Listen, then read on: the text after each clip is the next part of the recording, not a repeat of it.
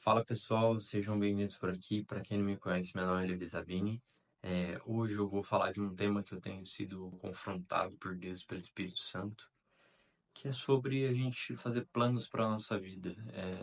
Eu sei que a nossa geração atual está muito acostumada à ansiedade, a querer prever o amanhã, a querer antecipar todas as coisas, e isso tem minado muitas nossas forças e muitas vezes tem tirado o nosso foco de Cristo. E eu resolvi fazer esse vídeo para compartilhar um pouquinho da minha experiência. E o título até vocês vão ver um pouquinho contraditório, vocês já devem ter visto, que é Não peça para que Deus abençoe seus planos e suas metas. O que eu quero dizer com isso? Vamos lá, eu vou começar com uma analogia. Pensa na figura de um pai e de um filho terrenos. Um pai, ele já passou por muito mais coisas que o filho, ele já vivenciou experiências, ele já é mais maduro, é mais sábio, ele já passou por coisas que ele não quer que o filho passe. Então, quando o pai pensa no futuro para o filho dele, o pai pensa assim: eu quero que esse meu filho ele faça um intercâmbio, que ele estude, que ele tenha valores e princípios, caráter, que ele não cometa os mesmos erros que eu e a mãe dele cometemos, que ele siga por caminhos bons. Beleza, num contexto resumido. Só que quem vai viver essa vida e quem vai tomar as decisões é o filho e não o pai. Então não importa se o pai tiver planos maravilhosos para o filho, mas se o filho não quiser vivenciá-lo, se o filho quiser tomar um rumo totalmente diferente. E essa analogia é mais ou menos o que acontece conosco e com Deus, com a nossa relação com o Pai. Porque Deus, na sua infinita bondade, grandiosidade, ele tem planos maravilhosos para nós. Planos de vida, planos de um futuro grandioso, de paz, de prosperidade, de uma vida abundante em todos os sentidos.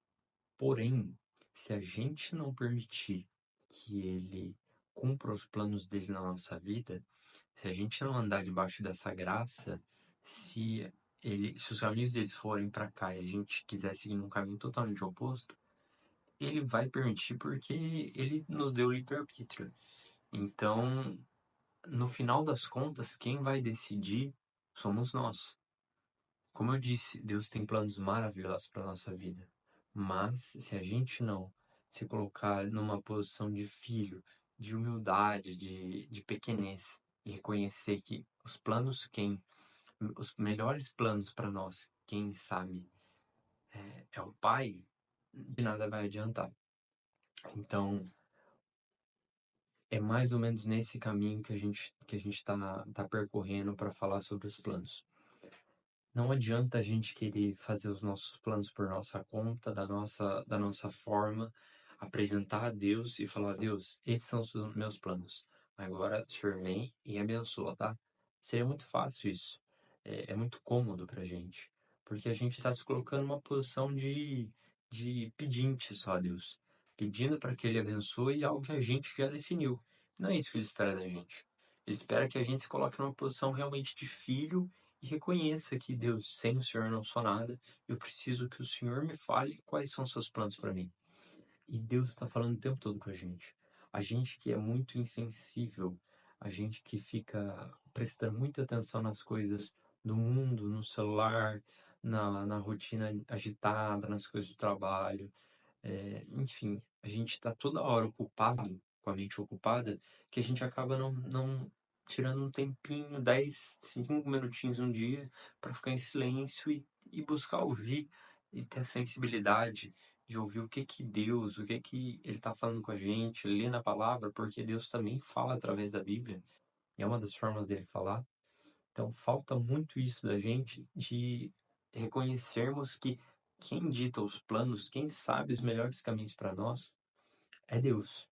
E confiar em Deus é uma decisão. Quando a gente tem uma intimidade com Ele e a gente conhece realmente quem é o verdadeiro Deus de amor, quem é o nosso Pai que nos ama tanto, facilita a gente confiar nele. Porque a gente entende que quem ama a gente tem o melhor pra gente.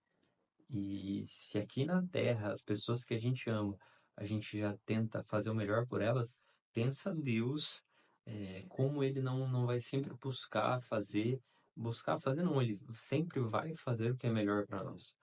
E a gente confiar nesse Deus de amor nos dá discernimento de confiar realmente que ele está no controle de todas as coisas, de todas as situações. Para dar um embasamento nisso também, porque tudo que eu falar aqui é bíblico, o que eu falo, o que eu acho não importa, o que importa é o que está escrito.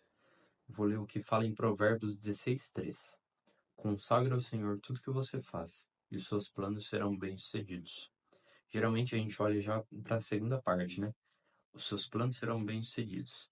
Só que a gente esquece às vezes de interpretar o texto.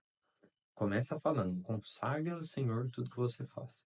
E quando a gente consagra a Deus tudo que a gente faz, a gente está colocando à prova a Ele se aquilo que a gente está fazendo é bom ou não.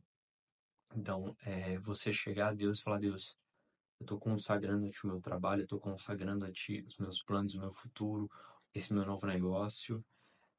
O que o Senhor acha disso? Quando a gente consagra, a gente está entregando e colocando à prova, realmente.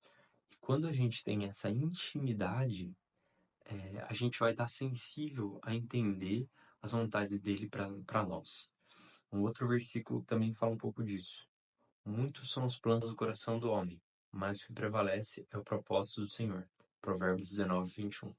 Aqui está a importância de a gente estar alinhado com os planos de Deus. Quando a gente está com os nossos planos firmados na rocha, firmados em Deus, esses planos eles tendem a dar certo, porque o nosso coração é enganoso e quando a gente faz os planos com o nosso perfil humano errôneo, tende a dar errado em muitas coisas, a gente bater cabeça, a gente sofrer, e depois, quando algo der errado, a gente vai recorrer a Deus e pedir, Deus me socorre, me ajuda, preciso que o Senhor intervenha nessa situação, mas é aquilo, se não foi Ele que planejou isso para você, você recorrer a Ele depois, pedindo para que Ele apague o fogo, fica difícil. É uma situação muito delicada, porque a gente tentou fazer tudo com a força dos nossos braços, e a hora que não deu certo, a gente vai e fala, Deus, eu preciso de sua ajuda aqui. Só que, como eu disse, numa posição de obediência e de humildade e de honra a Deus, a gente primeiro tem que consagrar a Ele o que a gente está fazendo. E o último versículo fica em Jeremias 29:11. Porque sou eu que conheço os planos que tenho para vocês, diz o Senhor. Planos de fazê-los prosperar e não de causar danos. Planos de dar a vocês esperança e um futuro. Bom, eu acho que está muito claro, né?